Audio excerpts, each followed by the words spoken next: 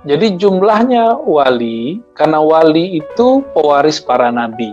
Ulama wali Allah itu pewaris para nabi. Jumlah para nabi berapa? Jumlah para nabi 124.000. Karena nabi sudah tidak ada secara hukum tasyri', maka kualitas kerohanian mereka diwariskan kepada para ulama wali Allah. Maka jumlahnya juga tetap 124.000. Ulama ini bukan yang jago baca kitab, yang gelarnya doktor, yang gelarnya ABCD ya, enggak. Mereka mewarisi kerohanian Nabi walaupun tidak bergelar. Makanya di antara Nabi kan 124.000 itu ada yang punya pengikut, ada yang enggak, ada yang dikit, ada yang banyak. Sama, nanti wali juga begitu. Ada wali yang punya pengikut dan yang tidak. Ada wali yang dikenal, ada yang tidak. Ya. Kalau dalam beberapa riwayat itu kan kakek-kakek Nabi itu dianggap wali. Ya, misalnya Hashim, Abdul Manaf, Quraisy, ya, sampai ke bawahnya juga. Itu ada beberapa riwayat di Tobrani itu mengindikasikan mereka itu nabi, tapi tidak punya pengikut. Nah, cuma karena riwayatnya hanya beberapa, jadi kita tidak memastikannya, tidak memastikan. Yang pasti banyak nabi, namanya Nabi Shemuel, Daniel, itu nama nabi semua, termasuk Ashabul Kahfi itu nabi, mereka nabi. Bahkan asistennya Sayyidina Sulaiman, yaitu Asif bin Barkhia, itu nabi, tapi bukan rasul. Ya, jadi dia nggak punya pengikut, karena itu makhluk yang unik. Yang bisa memindahkan satu istana dalam sekejap, dia juga bisa pindah tempat dalam sekejap. Ya. Nah, itu ada yang begitu ya. Nah, jadi wali-wali ini menurunkan rahasia yang dulu dia dapat. Nabi misalnya ngomong begini, Abu Musa al-Asy'ari telah diberikan rahasia dari seruling-seruling Daud. Ya. Artinya, jika Nabi Daud itu hidup di zaman Nabi, itulah Abu Musa orangnya. Gitu. Cuma karena Nabi Daud nggak hidup, ya warisan nur ma'rifatnya turun ke Abu Musa al-Asy'ari. Nabi mengatakan begini, "Laukana nabiyyan min ba'di lakana Umar." Seandainya ada Nabi setelahku, itulah Umar. Nah, atau Nabi mengatakan, "Hai Ali, ya, engkau ibarat engkau denganku, ya, bimanzilati Harun min Musa." Kamu kepadaku seperti Harun dan Musa. Jadi seandainya Ali hidup di zaman Musa, itulah Harun, kira-kira begitu. Tapi karena tidak ada reinkarnasi dalam Islam, mewarisi, yang diwarisi adalah nur keilmuannya, nur ma'rifatullahnya. Nah, nanti sampai kiamat, tidak boleh ada kekosongan wali. Maka walaupun kita sedih ada ulama meninggal, tapi kita terhibur lagi bahwa setiap saat pasti ada wali yang jumlahnya sedunia 124.000. Ya, semoga kita terhubung dengan mereka. Ya. Lanjut, Pak. Oke, selanjutnya Pak Kamiluddin, silakan. Assalamualaikum warahmatullahi wabarakatuh. Ustadz Arroji, maaf Ustadz Arroji, saya agak terlambat. Mungkin pertanyaan ini pernah diajukan oleh penanya lain. Namun demikian saya tanya aja. Saya banyak teman dari Maluku, dari Sumatera, dari Kalimantan. Pertanyaan saya ada dua.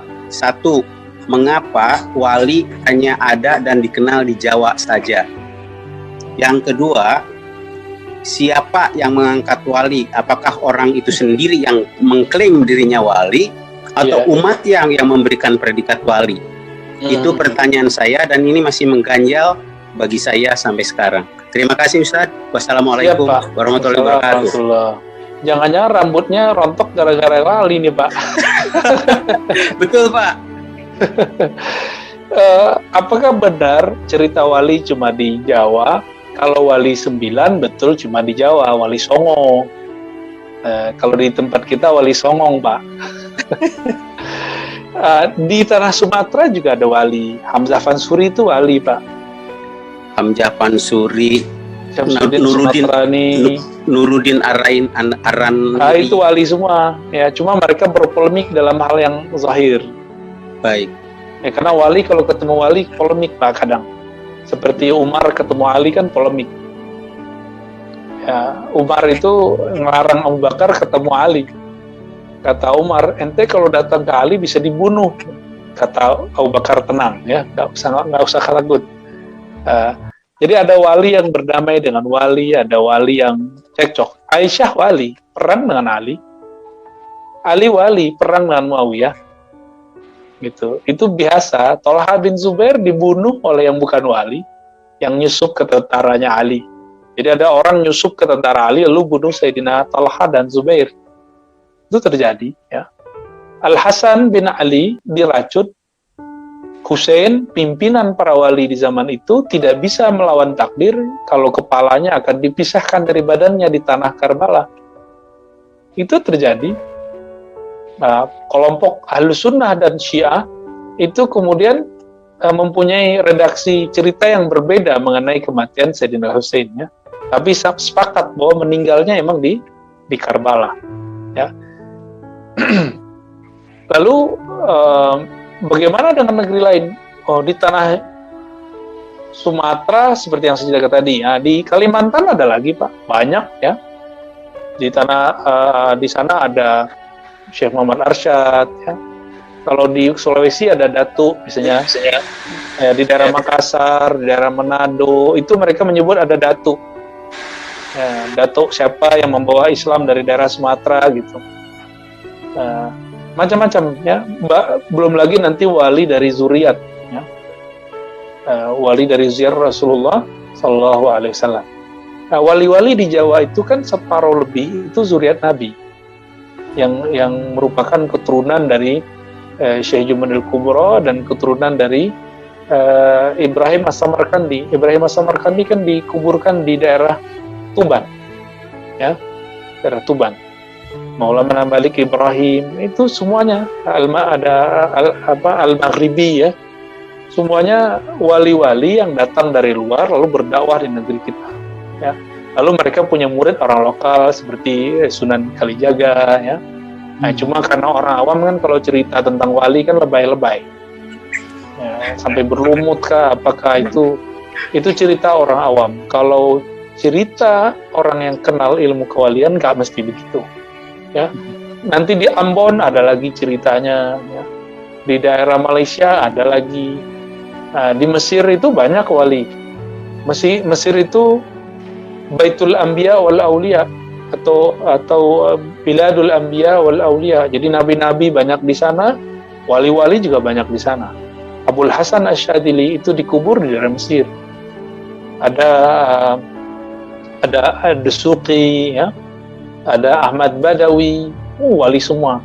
Belum lagi kita terus nanti ke Maroko, itu lebih banyak lagi wali-walinya. Jadi cerita tentang para aulia itu tidak hanya di Jawa, cuma yang paling menghormati para wali itu setahu saya, mohon maaf, itu memang orang Jawa. Nah, ini kabar gembira juga buat orang Jawa nih ya. Ini sejauh kita dakwah selama ini yang paling hormat terhadap para wali, sehingga negeri kita ini mirip kayak di Uzbek, Pak. Di Uzbek itu wali-wali diziarahi dan tempat ziarahnya dijaga. Nah, di Pulau Jawa sama, itu dijaga. Turki juga sama, tapi tidak seperti kita ya. Itu mereka menjaga situs-situs kewalian itu. Jadi perjalanan kita, walaupun saya belum keliling dunia, tapi kita sudah ngeliat di Turki, di Uzbek, itu mereka Masya Allah menjaga situs-situs kewalian itu dengan baik ya. Kita sempat 7 hari lebih di daerah Uzbek, itu semuanya pemerintah jaga. Di Pugar ya, ada silsilah ahli zikir yang kita kunjungi. Di Jawa juga, cuma sayangnya cerita kewalian di Jawa bercampur dengan mitologi. Itu aja masalahnya, saking cintanya sama wali dilebih-lebihkan gitu ya. Lanjut Pak. Selanjutnya adalah pertanyaan tentang apakah Imam Mahdi itu termasuk wali? bukan hanya wali, tapi pimpinannya para wali. Ya. Oke. Selanjutnya adalah Buya izin bertanya, apakah benar pernyataan seseorang siapapun dia yang mengklaim melihat Allah dalam mimpi? Ya, jelas sekali. Terus gimana? Ya, Yang mengklaim dirinya melihat Allah? siapapun dia yang mengklaim melihat Allah dalam mimpi, terus tanda tanya. Makanya bertanya orang kita. Nah, Maksudnya mereka wali gitu ya? Oh, ya benar. Nah, apakah mereka wali? Ya tergantung. Namanya mimpi, karena Allah itu tidak berupa, tidak berwajah. Kalau masuk ke mimpi kan nanti bisa berupa dia. Belum tentu orang itu wali. Cuma kalau kita lihat riwayat Imam Ahmad bin Hambal, beliau pernah bermimpi bertemu Allah. Ya. Mimpi. Kalau Nabi ketemu Allah langsung. Jadi itu barangkali indikator kesolehan, belum tentu indikator kewalian. Ya, wallahu a'lam. Selanjutnya Buya, ini ada, saya jadi ingat cerita datuk kami, nenek-nenek kami dulu. Datuk kami dulu ada yang punya khodam seperti macan. Itu bagaimana Buya? Padahal datuk itu orang alim. Oh, di zaman penjajahan dulu kan, dulu orang untuk bertahan, maka dia memanfaatkan khadam jin, karena ada doanya, wa khadib lana minal jinni bil iman. Tapi mereka punya syarat, menjadikan jin sebagai khadam dengan keimanan, tidak dengan kesyirikan. Ini kan pernah ditanyakan juga ke Ibnu Taimiyah dalam kitabnya Furqan Baina Auliya'ir Rahman wa Auliya'is Syaitan. Jadi Ibnu Taimiyah, Imam Salafi, punya kritik terhadap wali-wali setan ini yang nyamar jadi wali Allah. Lalu ada satu persoalan, bolehkah bekerja sama dengan jin atau minta bantuan kepada jin? Isti'anah bil jin, minta bantuan kepada jin. Saya kaget ternyata Ibnu Taimiyah mengatakan itu tidak dilarang gitu. Tapi dengan syarat tadi, dengan dasar keimanan. Nah, cuma sebaiknya kita menghindari ini karena ini wilayah abu-abu, wilayah gaib, sebaiknya kita menghindari. Jadi kalau ada warisan-warisan kayak macan, kalau bisa dilepas. Khawatir nanti mengganggu anak keturunan. Yang sedih itu kalau orang tua-tua kita dulu buat perjanjian, nah itu akan mengganggu keturunannya. Ya, itu jin semua. Ya, cuma dia jinnya jin jenis macan gitu ya. Jenis harimau. Kalau di Sumatera itu harimau, kalau di sini macan. Nggak usah lah. Itu malah membahayakan diri kita. Ya, tidak baik menurut saya. Ya, tafadhol. Suaranya Pak. Apakah setiap daerah pasti ada walinya Bu ya? Daerah apa dulu nih? Daerah. Mungkin setiap pulau gitu ya, setiap wilayah besar betul ada walinya. Wali ada di mana-mana, nyebar. Kadang-kadang ya, jadi wali itu ada yang disebut rijalul ghaib. Rijal yang gaib. Nah, ciri-ciri rijalul ghaib itu kalau ketahuan dia wali, dia minta mati. Biasanya begitu, dan dia nggak dikenal orang sama sekali kalau dia wali.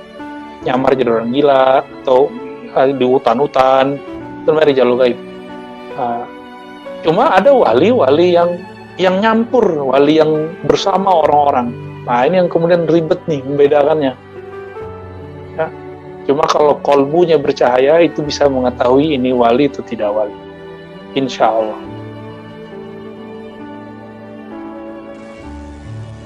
Oke, selanjutnya Buya, ada ustadz-ustadz pemburu hantu di TV.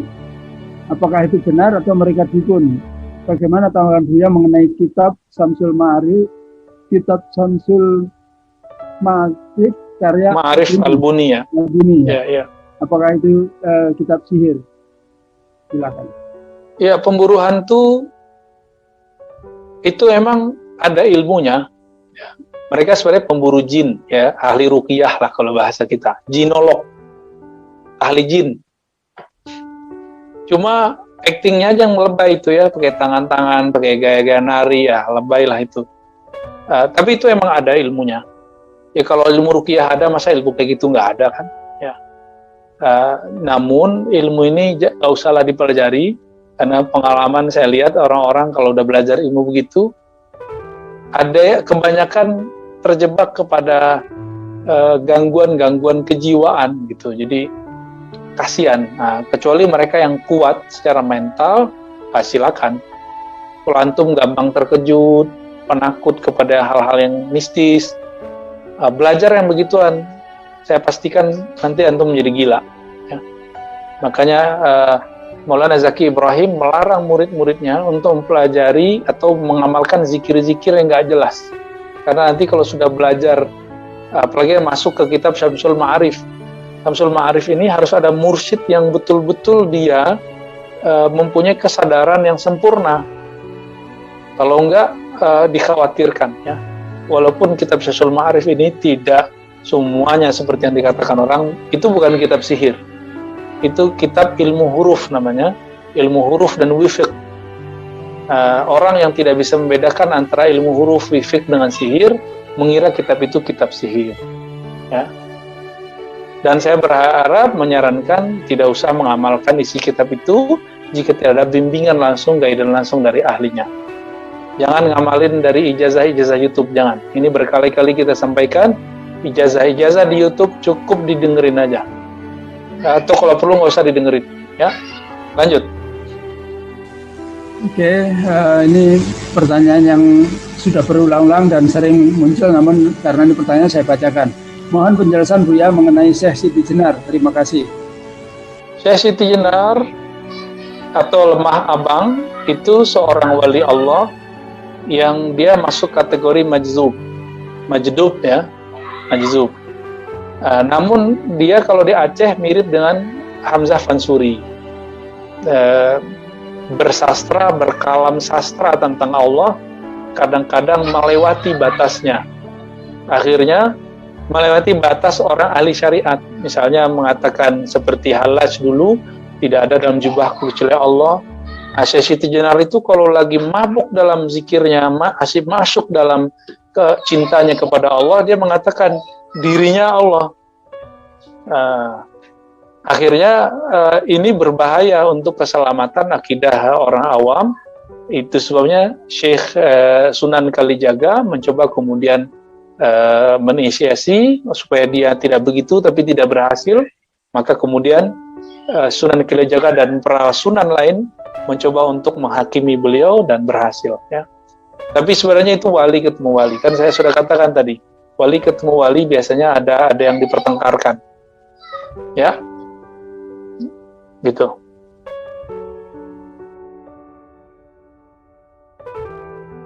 Baik, selanjutnya terkait dengan ini, jika di tiap wilayah besar ada wali, apakah termasuk wilayah minoritas Muslim seperti di Eropa dan Amerika juga ada wali?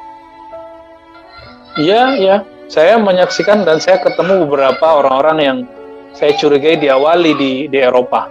Ya, saya curiga ada itu. Ya. Mereka ciri-cirinya satu aja. Jadi kalau mau tahu wali abdal, itu mereka hatinya selamat dari kebencian, salamatus sudur. Lalu ciri lain dari wali adalah, jadi Nabi ditanya, man auliaullah, siapakah wali Allah? Lalu Nabi mengatakan, man idzaru zukirullah, orang yang jika engkau lihat, maka melihat mereka membuat engkau ingat Allah. Nah itu saya ketemu tuh di negeri-negeri minoritas tuh banyak yang begitu. Gitu ya. Baik, ya ini di Jawa sering. Bentar ya. Ya. Ya, foto lanjut. Ya baik, ya. Di Jawa sering kalau ada ketemu orang di jalan terlihat seperti orang aneh yang asing. Kemudian tiba-tiba sudah menghilang sekejap mata dan orang banyak mengatakan itu Nabi Khidir. Bagaimana pendapat dia? Masya Allah. Ya, Nabiullah Khidir alaihissalam, nama kecilnya Balya bin Mulkan, ya. Bin Falih, bin Salih, bin Al-Fakhshab, bin Sam, bin Nuh. Kira-kira begitu nasabnya, ada yang ditulis oleh Imam Suyuti dalam Itqan. Nabiullah Khidir oleh ahli hadis diperdebatkan beliau masih hidup atau tidak. Cuma bagi ahli ma'rifat mereka ijma, mereka sepakat bahwa Nabi Khidir masih hidup. Dan Nabi Khidir itu diberi oleh Allah mukjizat atau karamah, bisa melipat bumi. Maksudnya dalam sekejap bisa nyampe di mana gitu. Itu terjadinya. Jadi itu sudah hal yang lumrah. Cuma belum tentu orang yang tadi dikatakan Nabi Khidir itu Nabi Khidir, itu belum tentu. Ya, wallahu ta'ala alam. Baik, ini pertanyaan terakhir Ustaz. Kelihatannya pribadi, tapi saya bacakan saja. Buya, saya dapat kabar kalau salah satu teman SMP saya sakit, yang katanya sudah jenguk sakit di rumah tapi tidak bisa ngapa-ngapain, cuma tiduran saja. Katanya kalau dilihat sakitnya aneh. Saya berusaha mengirim doa buat dia. Saya kok mimpi yang isinya suara laki-laki yang bilang kalau temanku yang bernama Meti, dia sakit seperti itu karena suaminya menikah lagi dan dia bisa sembuh cuma dengan rasa ikhlas. Sampaikan ke dia. Nah, saya bingung, apakah ini mimpi petunjuk dari Allah atau mimpi dari setan? Iya, mimpi kalau petunjuk dari Allah biasanya membawa satu sifat, yaitu rahmah, yaitu kasih sayang, islah, dan segala macamnya. Tapi kalau mimpi itu dari setan, pasti dia merusak, dia memecah belah. Tinggal dilihat, yang tadi itu lebih mengarahkan kepada rahmah, kasih sayang, atau malah pecah belah. Saya cenderung itu baik ya, minimal dari malaikat. Ya, wallahu ta'ala alam.